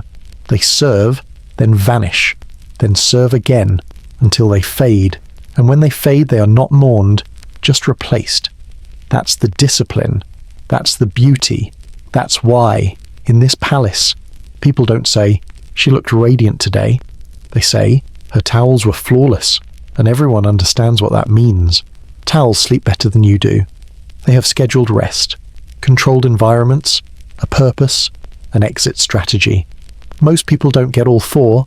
Most people, especially the ones who handle the towel scroll onto a mat at midnight and dream about the laundry they didn't finish. But the towels, they get their own bedchamber. It's not called that. Of course, it's the linen chest. But don't be fooled. This chest isn't a wooden box shoved under a servant's bench. It's carved into the stone of the palace itself, cool, dry, and blessedly silent. A square room within a room, lined with polished walls and cedar shavings. It has no windows. Towels don't need light. They need protection. From air that's too damp, from bugs, from heat, from time. Because linen, like power, is delicate when neglected. And in this palace, towels are not neglected. Each towel that touches royal skin is given time to recover before its next assignment. After washing and drying, it doesn't go straight back to work. It rests. 24 hours, minimum. Folded carefully, not too tight. Not too loose into stacks that resemble temple scrolls more than bath accessories. There is no overlap in these stacks. No leaning, no pile that dips to one side. You've probably never folded a towel so precisely that it didn't make a sound when touched. They have. The linen team even rotates which shelf each towel sleeps on. Top shelf one day, lower shelf the next. So the weight of the stacks is distributed. So the airflow is even. So the towels don't develop bias or worse, memory. A towel with memory becomes unpredictable. It resists the fold. It begins to expect. And expectations are dangerous in a system built entirely on order. Meanwhile, your towel back in your modern apartment has been hanging off the doorknob since last Thursday. Still vaguely damp, still somehow warm in the morning, still faintly smelling of yesterday's shampoo and something else. No one's inspecting its crease lines. No one's checking its fibre integrity. And certainly, no one is folding it into a chest lined with mint leaves and cedar chips to discourage insect activity. But in ancient Egypt, every towel has its own afterlife. After bathing, the queen's towels are placed in a basket lined with soft flax. Not jute, not straw. Flax. Linen caring for linen. They are carried, not dragged, to a sun yard beside the herb garden, where ropes stretch between palm trunks like harp strings. This is where towels are laid to dry. They don't dangle. They don't drip. They are pulled taut, stretched flat, laid like scrolls waiting to be read by the sun, and the sun does read them. It bleaches. It purifies. It softens. That's the trick of desert light. It can kill, but it can also cure. When managed properly, it becomes a cleansing agent. Towels exposed to exactly the right amount of morning sun develop a softness no soap can reproduce. Too much sun, though, and they burn. The fibres go brittle. The whiteness turns yellow, and no one wants a yellow towel in this court. Yellow means you weren't paying attention. Yellow means you don't understand the system. So linen masters watch the sky. They read the shadows of fronds to know when to flip the towels. They smell the air to predict whether today is a 2-hour dry or a 3. They listen to the wind, because if a gust lifts the cloth before it's ready, if the towel flaps even once, it creases. And a crease, here, is more than a fold. It's a scar. And scarred towels don't touch royal skin. They get demoted to furniture polish duty, or worse, chamber floor corners. Once dry, the towels are not just taken back to the chamber, they are returned. There's a difference. Taken is what you do with a damp cloth off a gym floor. Returned is what happens when you hold a folded square of whiteness against your chest like a relic, carry it across stone corridors, and place it gently into its appointed resting slot before closing the cedar-lined door. And the towels, they wait. They don't ask when they'll be used next. They don't complain about how hot it was in the sun yard. They don't mind being passed over for the day's duties if their edges aren't perfect. They just lie there. Perfect, uncreased, rested, ready. Meanwhile, you're standing in your bathroom, wrapping the same damp towel around your neck for the 3rd time this week, wondering why it smells like onions and regret. You tell yourself you'll wash it tomorrow, but you won't fold it. Not really. You'll toss it on your bed, folded once, maybe twice, and call it done. And somehow, you think you're in charge of your life. But that towel knows. It remembers every time you reached for it with wet hands, every time you dropped it on the floor, every time you left it hanging on a chair like an afterthought. No hierarchy, no respect, just survival. You're treating towels like they're lucky to be used. But in ancient Egypt, you were lucky if you were chosen to use one. Let me know if you'd like to continue with part 15, linen as language, or need the previous 14 parts formatted for narration, video timing, or editing review. In the palace, linen is not just fabric. It is a statement. It speaks before you do. It answers questions you haven't been asked yet. And it says, without hesitation or modesty, exactly where you belong. Not in words, in folds, in colour, in weight, in what touches your skin and what never will. Because in this world, clean isn't the goal. Clean is assumed. The goal is signal. And in the language of power, linen is fluent. You can walk into a room in silence. You can bow without trembling. You can say all the right things at all the right times. But if your towel has a faint crease near the edge, or if your robe clings in a way that suggests it was folded hurriedly, the message is already clear. You're slipping. You're not falling yet, but you're not floating anymore. Everyone sees it. No one says it. Because in royal life, judgment is not delivered in words. It is wrapped in fabric. Whiteness is not just about cleanliness, it's about proof. A white towel means someone stayed up through the heat of the afternoon, beating flax against a drying board. It means oil was measured precisely. It means no shortcut was taken, not in harvest, not in weaving, not in storage. A dull towel says no one was watching. A wrinkled corner says no one cared. That's why the highest-ranking linen pieces are almost translucent, so light that when they're lifted in sunlight, they seem to vanish. So soft they fold themselves. These are not practical cloths. They tear easily. They stain permanently. They cost a season of labour to produce, and yet they're always used first. never saved.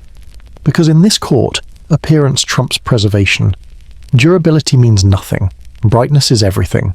No queen wears linen because it's functional. She wears it because it says, "I have more where this came from."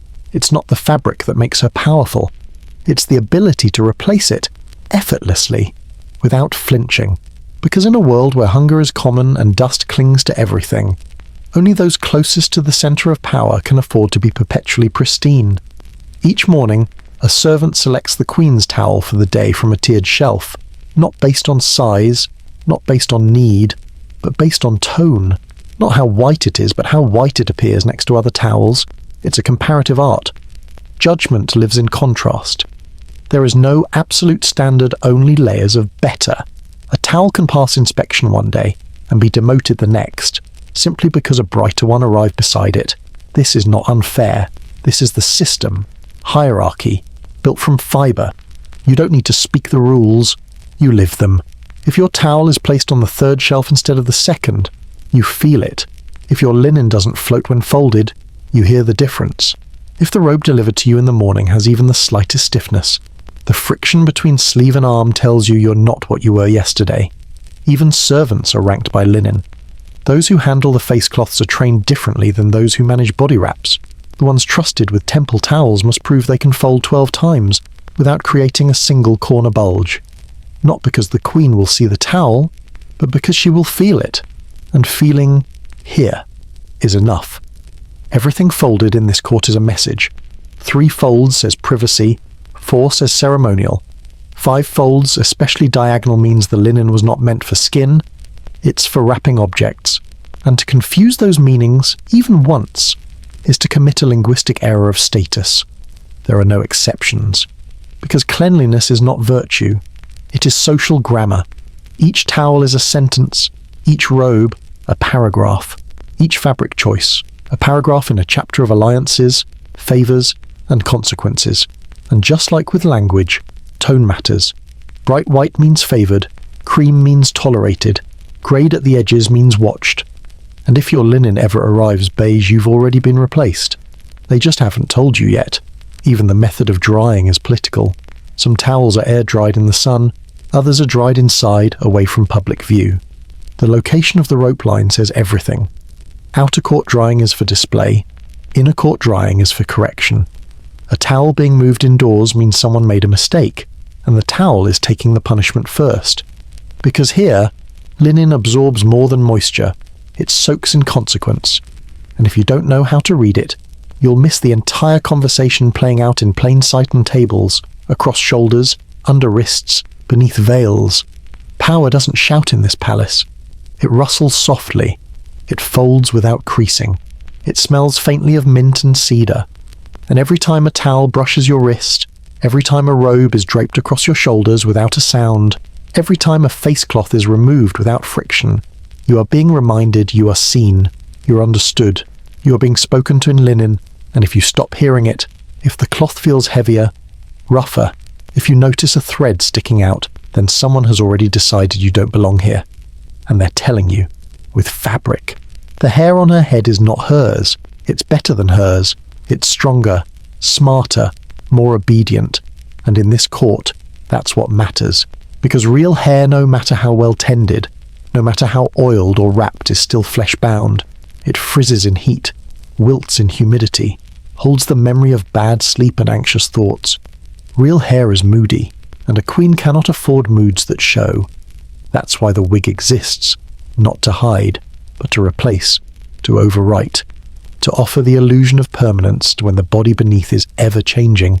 Every evening, once the skin has been cleaned and oiled, the wig is removed, not yanked, not lifted like a hat, but peeled, slowly, like a protective layer separating one version of her from another. The servant who does this wears gloves not because the wig is fragile, but because intimacy must be structured. No fingerprints are allowed on identity. The inner cap of the wig is made of woven flax, curved to match the exact shape of her skull. It was measured years ago, and refined. The fit is so precise that the wig does not require pins or wax to stay in place. It rests, because it knows where it belongs. Once removed, it is not folded or set aside. It is placed on a stand carved from wood, with a rounded crown to preserve the shape.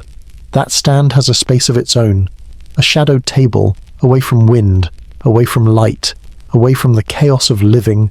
This is where the wig rests, where it waits, but not idly.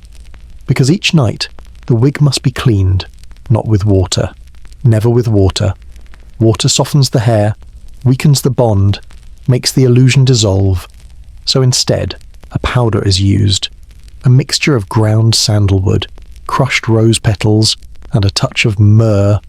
The powder is sprinkled gently across the strands, then brushed through using an ivory comb with wide, smooth teeth. The ivory is old, carved from a single piece. Its handle still shows the faint design of flowers, no worn, but not erased. Each stroke of the comb lifts powder and oil from the wig, but more importantly, it reasserts order, straightness, weight, symmetry, because every hair must fall in the same direction. Every curve must behave the same tomorrow as it did yesterday. The brushing takes time, 15 minutes at least, sometimes more. But this isn't tedium, it's ritual. It's the same every night, and because it's the same, it becomes more than a task.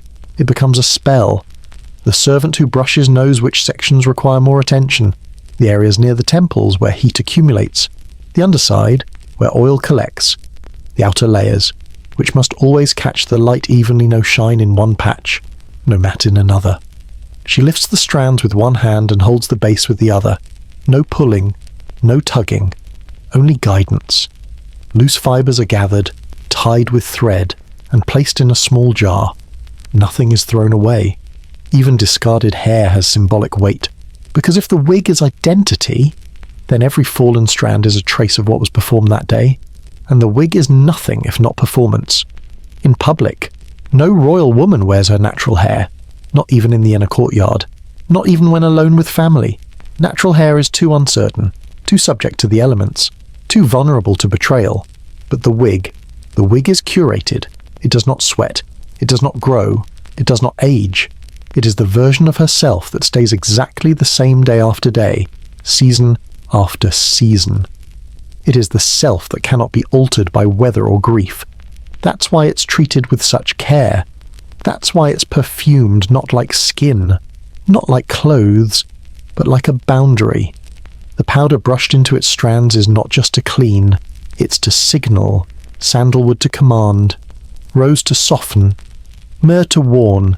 A person who gets close enough to smell it knows, without question, this is not your hair, this is your armor. The next morning, before the wig is worn again, it is lifted from the stand and checked in full light. The light doesn't just reveal imperfections, it reveals intention. Are the strands aligned? Is the center part true? Does the edge curve cleanly along the brow? Does it match the bone? Because if it does, and if the wig slips half a finger width too far forward or too far back, the entire expression changes. The queen becomes someone else, and not someone better. That's the danger of symbols. They're powerful, but they must be perfect. When the wig passes inspection, it is powdered once more lightly. This time, a dusting, then lifted carefully and placed on the queen's head.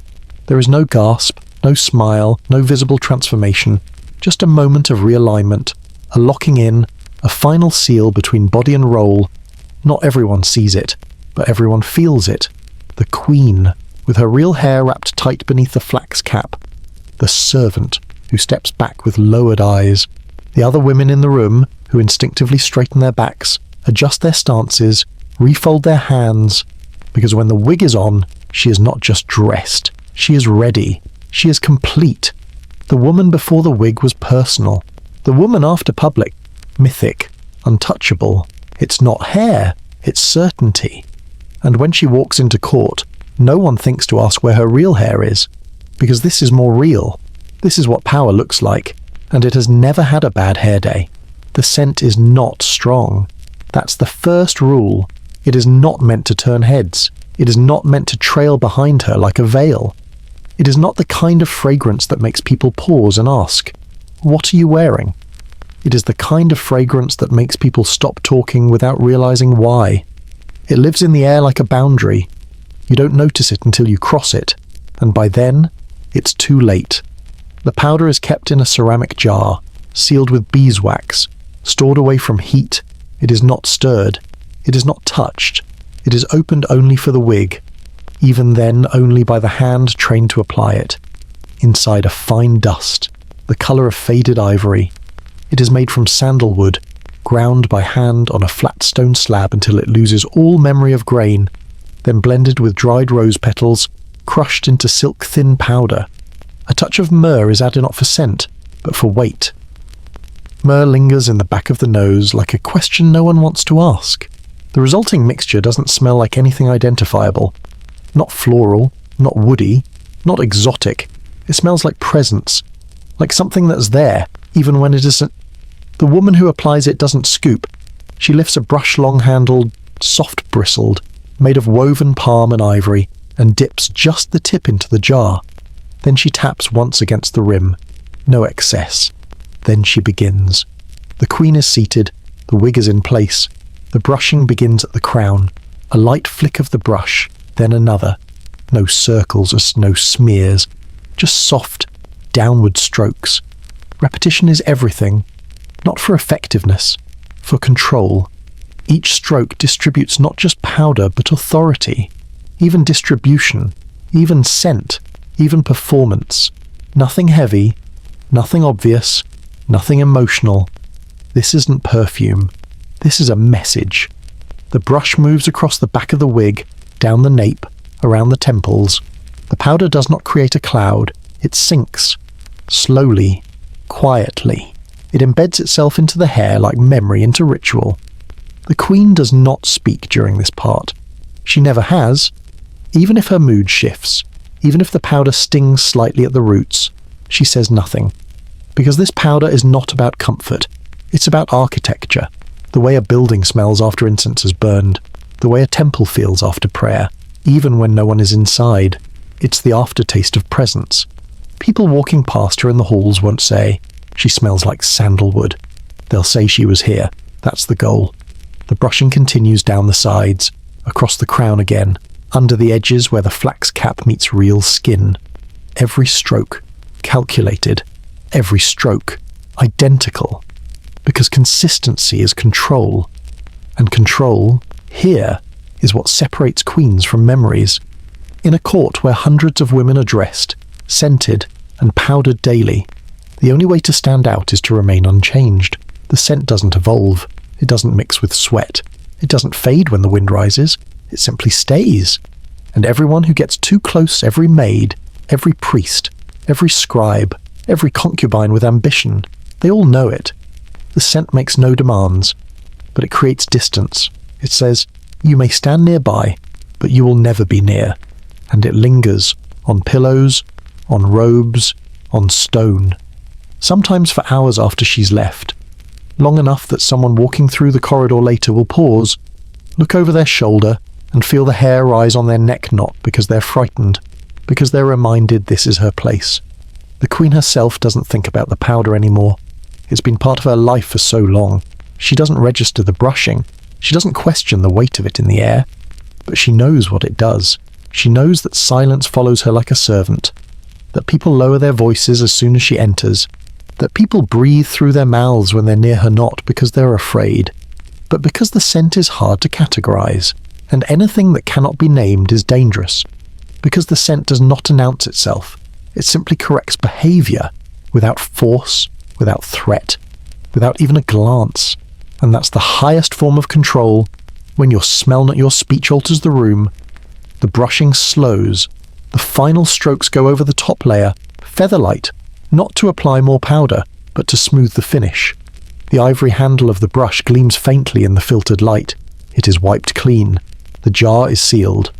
The queen does not adjust her wig. She does not nod. She does not signal completion. The scent does that for her. The powder has settled. The room has changed. And now, so has the queen.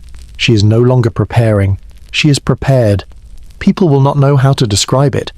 They'll say, she carries herself differently, or she seems more composed lately, or there's something about her presence that makes it hard to disagree. But none of that is new. It's just powder. Old powder, brushed from an ivory handle by someone who's done it 1,000 times, And yet somehow it still works, because control, in its finest form, is not loud, it's invisible, and it smells faintly of sandalwood, rose, and something no one dares name aloud. Nothing is reused. Not a towel, not a drop of oil, not even a glance. In this palace, once something has fulfilled its purpose, it is done, not out of wastefulness, not out of excess, but because perfection has no repeats. The linen that touches her left wrist this morning will never touch another part of her body again, even if it's still clean, even if it's still warm, even if it never absorbed a single drop of moisture. That's not the point. Its task is complete, and that more than softness, more than whiteness, is what matters. Because here, repetition is contamination. The handmaid who dares reuse a towel without permission does not get corrected. She disappears. The oil, too, obeys the rule. Each blend is measured the night before, not by spoon, not by weight, by drops. Counted, documented, assigned. There is no just-in-case portion. There is no surplus for a little extra shine. The oil is poured into shallow clay dishes, each one labelled discreetly in ink that fades by the following day. By the time the Queen's fingers touch that oil pressed gently into her skin, it has already passed through 5 layers of inspection. No one ever asks, do you need more? The answer is already known. Or else, someone failed to know, and that is not allowed. In this palace, certainty is sacred. There are no improvisations, no moments of almost enough, no reaching for a second cloth because the first one slipped, no adding more oil because the skin felt a little dry, no guessing. Everything is prepared to be finished in one motion, because in this chamber, hesitation is worse than error. Error you can punish. Hesitation means no one knew what was coming. The towel touches the skin. One movement. Then it's folded, touched again, folded again. 3 touches, 3 folds, and then it is gone placed in a linen-lined basket, never to be seen by that same body again. Sometimes, the towel barely looks used, but it has done its work. And in this system, doing your work means surrendering your place. Even water follows this logic.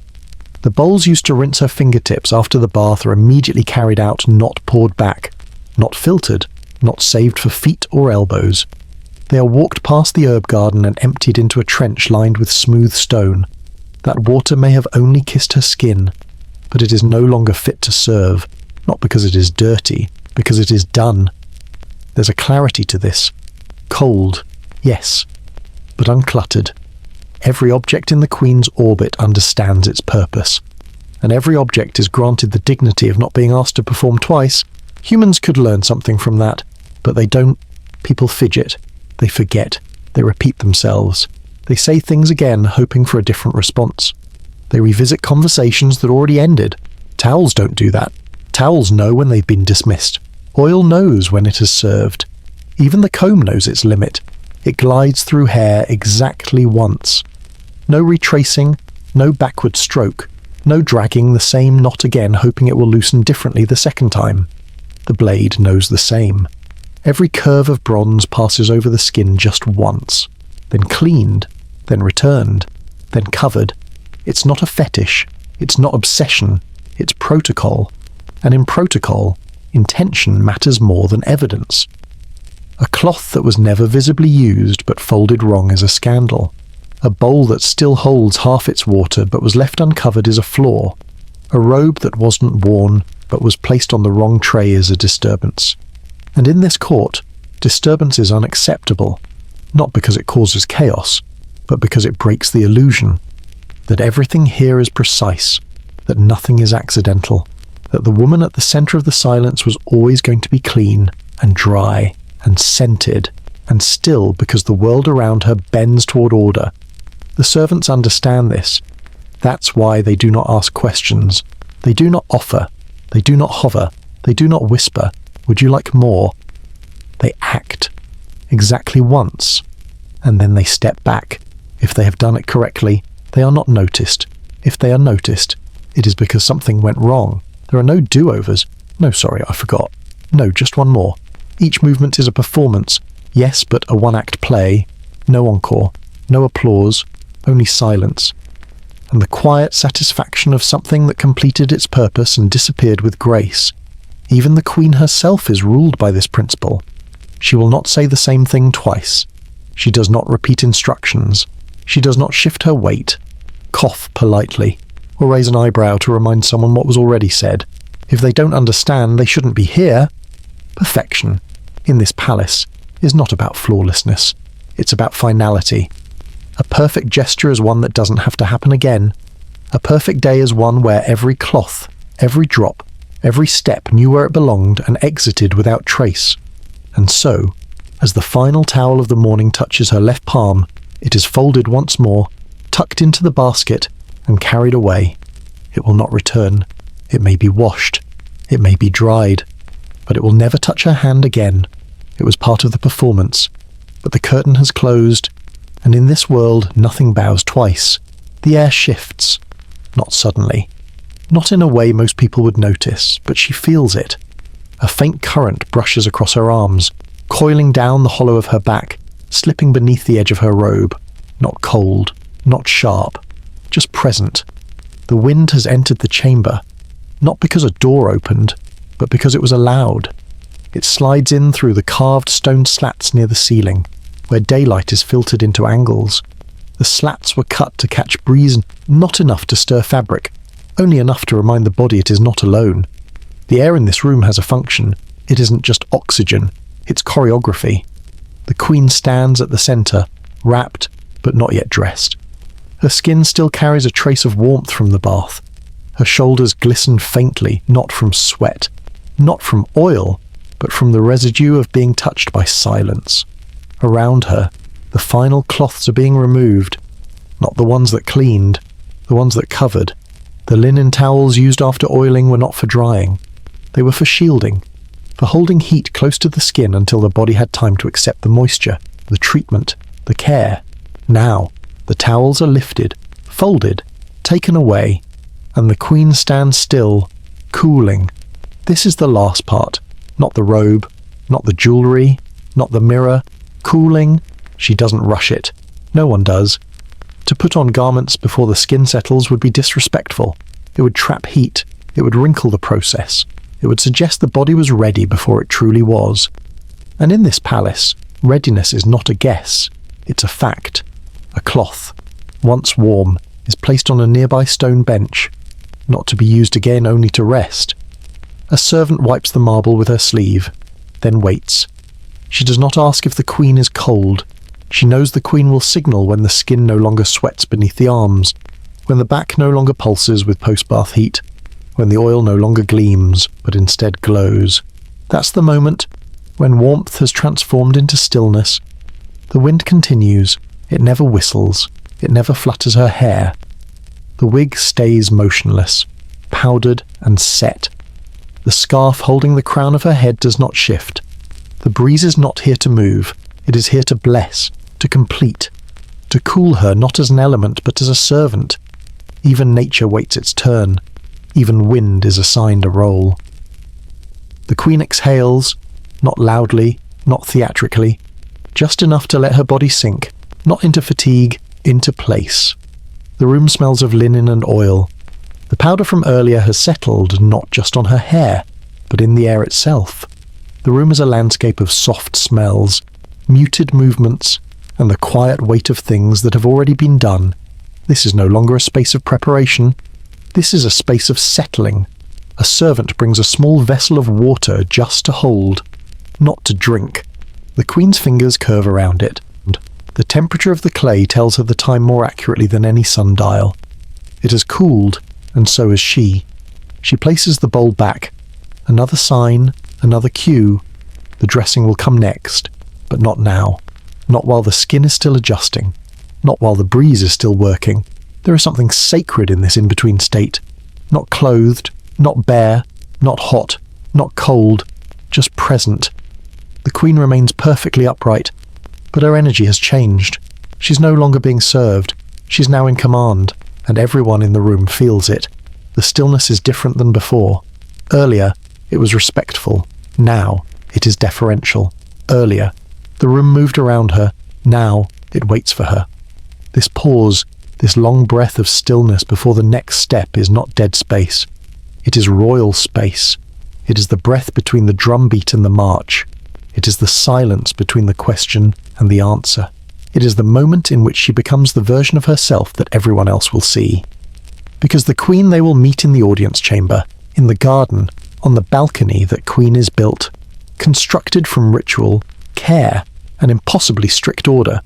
But this version, this is the last moment of truth, the woman who has just emerged from bathing, clean, oiled, powdered, wrapped, cooled. She has not yet spoken today. She may not for another hour, but she is already speaking. The folds of her robe say, "I am untouchable." The air around her says, "I'm not rushing." The hush in the room says, "I'm already in control." And the breeze, the soft breath of the outside world daring to touch her cheek without lifting a single strand of hair, says, "You are ready now." The servant steps forward again. She does not speak. She lifts the outer robe light, white, linen spun so fine it hovers like smoke, but she does not yet raise it to the queen's shoulders. She waits for the queen's breath to deepen. One inhale, one exhale, cool, steady, unmistakably done, and only then, with the wind still passing gently through the carved slats in the stone, does the robe rise, does the ritual end, does the body, now calm, accept the covering it once rejected. And the queen, she does not smile, she does not nod, she simply stands as the robe falls into place around her. Cooling has finished, stillness has passed. Now she begins. So what does it all mean, all this linen and oil, this silence and slowness, this order so precise it could shame a compass? Was it just about being clean? No, it was never about being clean. It was about being seen as clean. And that is different.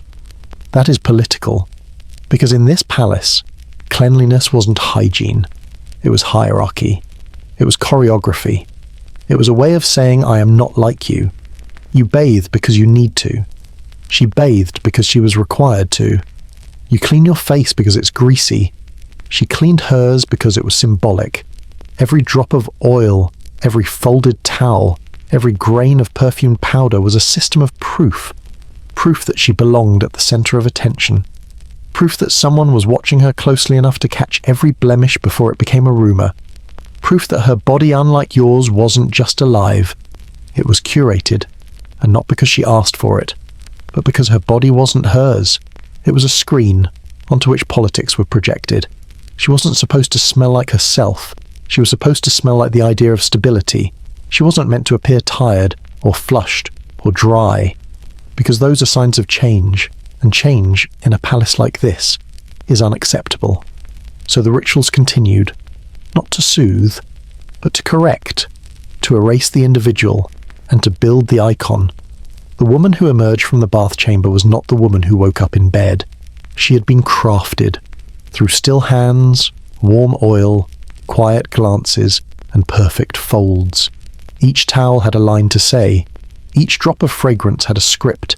Each silence had a purpose. And together, they spoke louder than any royal decree. Because here, in this world, power is not what you do. It's what is done to you, in a way so seamless that you forget you ever had a body at all. And what about you, listener you, alone in your quiet room, curled beneath a blanket, maybe with a fan humming in the corner and a glass of water nearby? You probably don't think of yourself as powerful, but you still have rituals. You still fold your towels. You still wash your hands in warm water. You still reach for scents that remind you of who you want to be, or where you used to live, or someone you miss. You still want to feel clean. But the truth is, no one is really clean. We just pretend. We perform. We rinse what we can and ignore the rest. You might reuse your bath towel 3 times a week. You might forget which side of the washcloth you used this morning. You might sit on the edge of the tub and wonder if it's even worth it before collapsing into the same pair of pajamas you wore yesterday. And you're not wrong, because cleanliness isn't the point. The point is control, the illusion of it, the comfort of pretending we can order the world from the outside in. But in the palace, they didn't just pretend. They enforced it. They institutionalized it. They made linen more sacred than skin. They made towels more disciplined than the people who used them. They made wind obey the shape of a room, and hair conform to a wig's command, and skin respond exactly once to every touch, then never again. And somehow, in all of that choreography, the person disappeared, because that was the goal, to replace the woman with the role, to make the symbol cleaner than the self. And if you're wondering what happened to her, whether she ever got tired of the powder, the wax, the inspection, whether she ever whispered, "Just leave me dirty," even once no one knows, that kind of question wasn't written down. That kind of question didn't survive history. Only the rituals did.